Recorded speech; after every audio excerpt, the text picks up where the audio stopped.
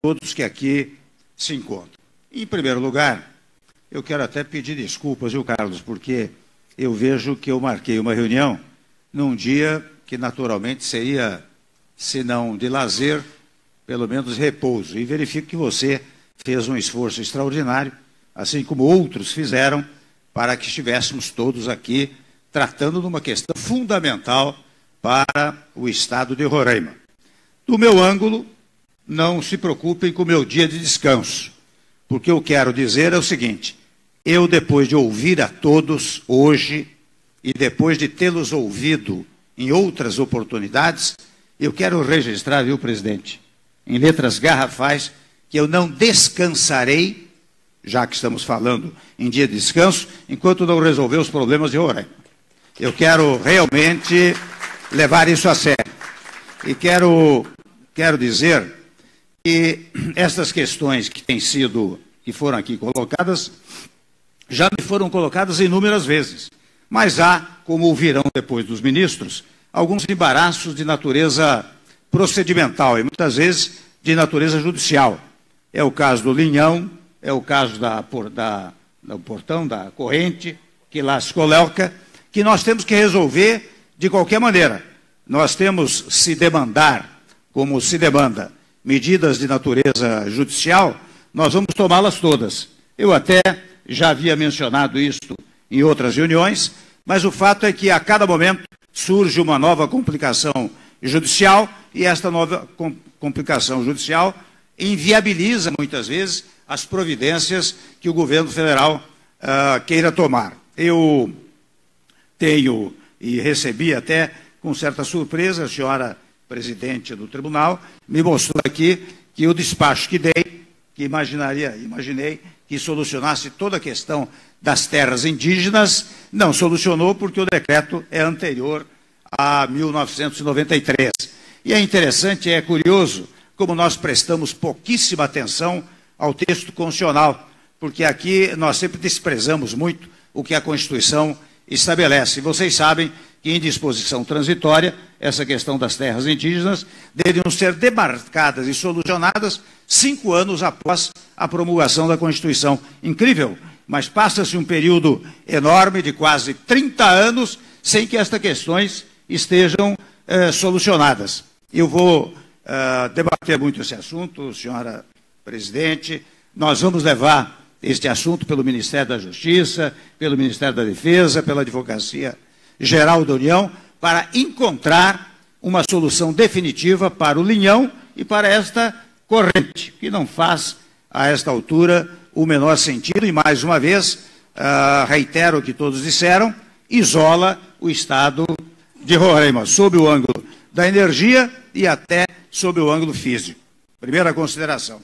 A segunda consideração é que eu estou aqui preocupado, naturalmente, com o que vem acontecendo em Roraima, em face de Roraima fazer parte do território nacional.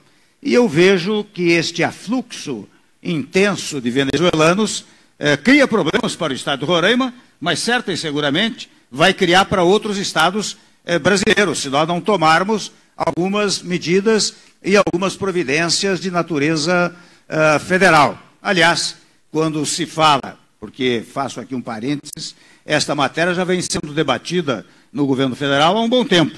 Quando se fala em interiorização daqueles venezuelanos que aqui estão, a ideia é que se os possa conduzi-los a outros estados brasileiros. Portanto, diversificar esta entrada que se dá aqui no estado de Roraima. Este é um aspecto principal que nos traz aqui a Roraima. É proteger, digamos, a indenidade territorial do estado de Roraima, proteger os habitantes do estado de Roraima, porque a senhora governadora e todos mencionaram o fato de que os venezuelanos, vindo para cá, eles são obrigados a trabalhar e muitas vezes trabalham tirando emprego daqueles roraimenses que também anseiam pelo emprego. Então, esta é uma questão que nós temos que levar adiante.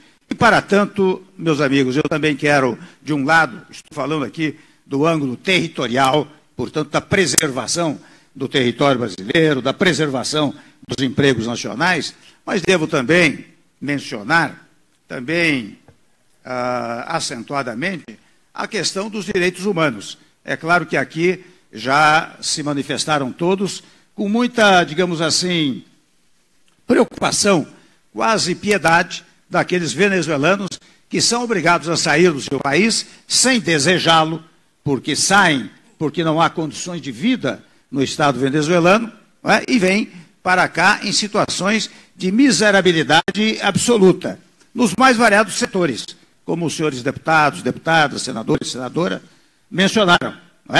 E este aspecto humano nós também temos que cobrir. Como é que nós vamos fazer? Nós vamos deixá-los passar fome?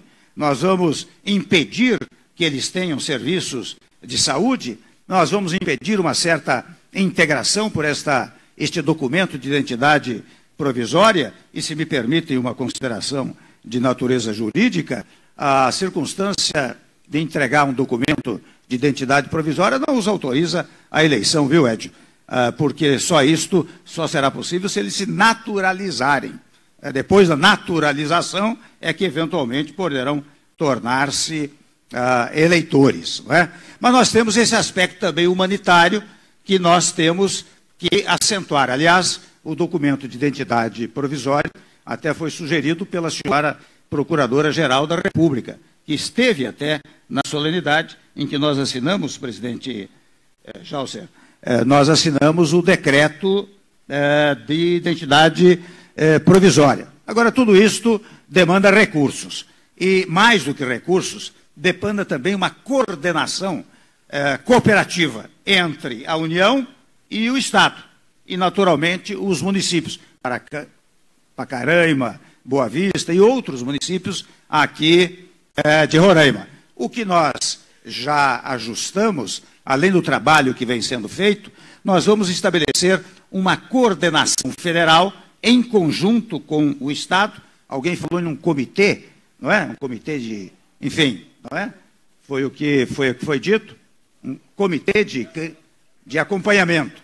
Este comitê de acompanhamento será formado com uma coordenação nacional, que é fundamental a esta altura. Isso não significa nenhuma interferência nas questões internas do Estado de Roraima, sob pena de violarmos o princípio federativo, mas significa uma ação federal em conjunto com o Estado de Roraima para solucionar esta questão que aflige o Estado de Roraima e hoje aflige também o Brasil, aliás, todo o território brasileiro. Para tanto, eu quero editar muito proximamente, talvez na quarta ou mais tardar quinta-feira, uma medida provisória que tratará deste assunto, e quero dizer à governadora, aos senhores parlamentares, a todos, que não faltarão recursos, eu não quero estimá-los agora, mas todos os recursos necessários serão encaminhados para solucionar a questão dos venezuelanos, ou seja, o aspecto humanitário, mas também a solução para o Estado de Roraima. Então, em síntese, eu quero dizer a vocês o seguinte, aliás, eu não viria aqui, convenhamos, para fazer um palanque politiqueiro, não é? Eu acho que a situação do Brasil é muito grave e eu, aliás, tenho demonstrado ao longo desse ano e 8 meses que não tenho nenhuma preocupação de natureza politiqueira ou eleitoral. Tivesse, não teria tomado as medidas radicais que tomei ao longo do tempo, como, por exemplo, o teto dos gastos públicos. Vocês sabem que o que o governante mais quer é não ter teto, para gastar à vontade. Eu não teria promovido uma reforma radical do ensino médio para evitar aquele ensino anacrônico que durante mais de 20 e 30 anos persistiram no país. Eu não teria feito uma modernização trabalhista, que teve oposição, não é? E hoje produz os seus primeiros resultados. Aliás, eu quero cumprimentá-los a todos, porque aqui se salientou que há divergências políticas, não é, presidente? E estas divergências políticas, elas se localizam, elas têm como foco a questão eleitoral.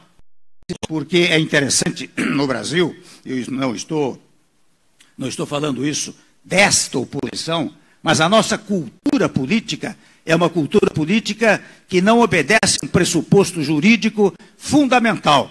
Porque em todo o país, você tem 2 momentos políticos, um momento político eleitoral e um momento político administrativo. na União, nos estados, no município. O momento político eleitoral é aquilo em que as forças políticas se antagonizam, se contrariam, se controvertem, não é?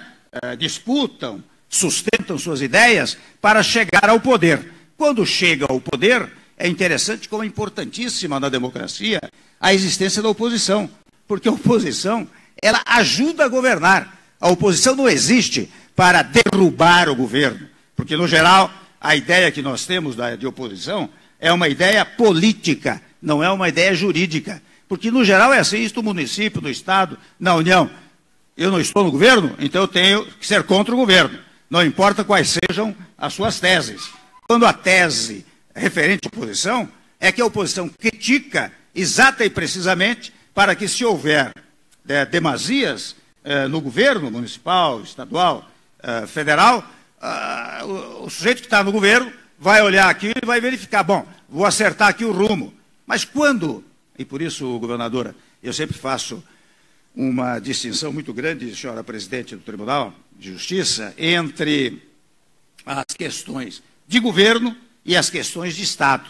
Há questões que são de governo, porque elas são momentâneas, elas são aplicáveis num momento determinado. Há questões que são questões de Estado. Você faz agora para, muitas vezes, produzir efeitos depois. Eu dou como exemplo a questão da Previdência Social. Não é para o meu governo, eu tenho mais 11 meses de governo, ele não vai dar resultado agora, mas ele vai impedir que haja uma grave crise no Estado e, em função disso, uma grave crise de corte de aposentadorias, de corte de vencimentos de servidores públicos para o futuro. Essa é uma questão de Estado. É uma questão, por isso que eu faço sempre essa pregação, presidente, no sentido de que todos devem unir-se quando se tratar de questões de Estado e podem opor-se quando se tratar de questão de governo, ou seja, de questões praticáveis momentaneamente com efeitos imediatos. Então, quando eu vejo aqui que todas as forças políticas estão reunidas, eu digo que exemplo os senhores estão dando para o país, porque este é um exemplo que deve frutificar. É o exemplo de que, quando se trata de uma questão do Estado de Roraima, todas as forças se unem. E eu não vi, nos discursos todos aqui proferidos, uma palavra divergente da outra. Ao contrário, o que verifiquei foi convergência.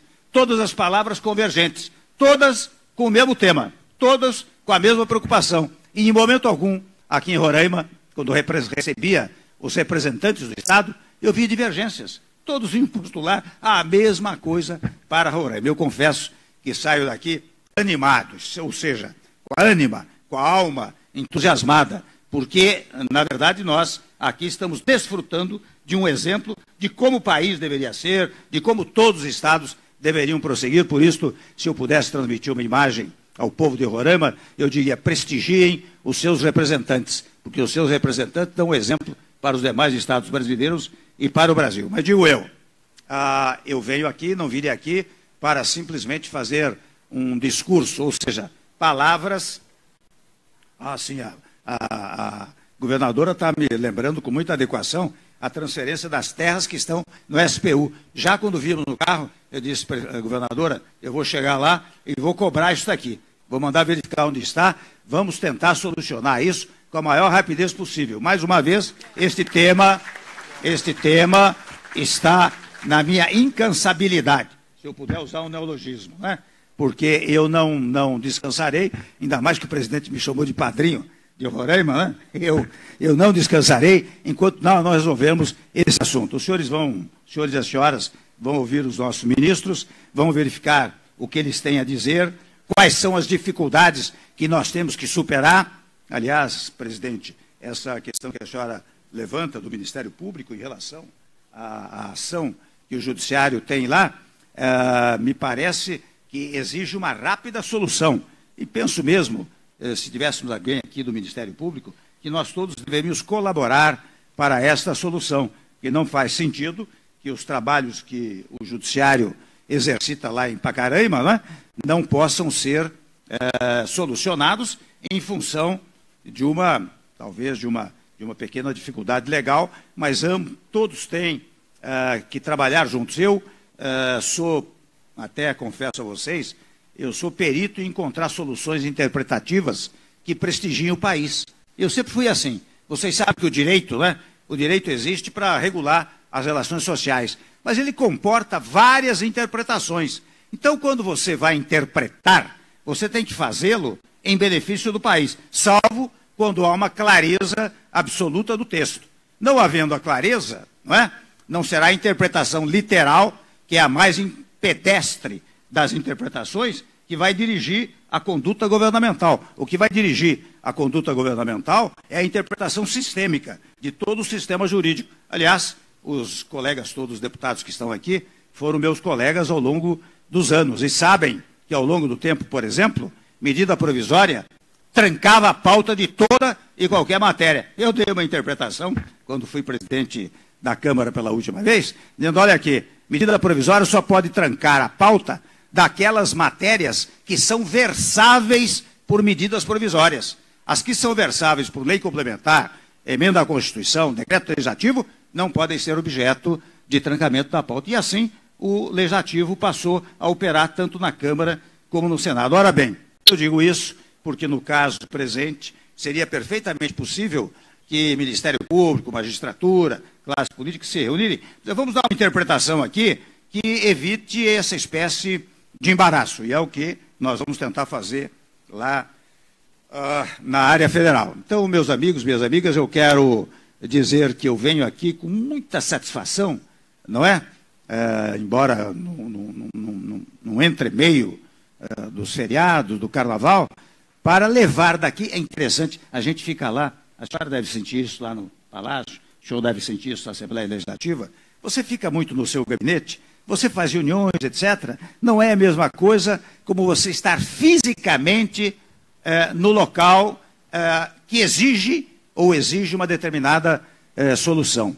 De modo que vir aqui, para mim, como presidente da República, foi fundamental para voltar a declarar que eu não me descansarei enquanto não solucionar o problema de Roraima. Tenho pouco tempo, tenho esses 11 meses, mas nesses 11 meses nós vamos solucionar estas questões. Então, digo eu, governadora, nós vamos editar uma medida provisória, vamos encontrar meios e modos de focalizar todos os recursos necessários, quantos sejam necessários, para solucionar esse tema com uma coordenação de alguém da área federal, da área do Exército, por exemplo, que já trabalha muito aqui na região. Não sei se se localizará aqui em Pacaraima, especialmente porque existe a questão das fronteiras.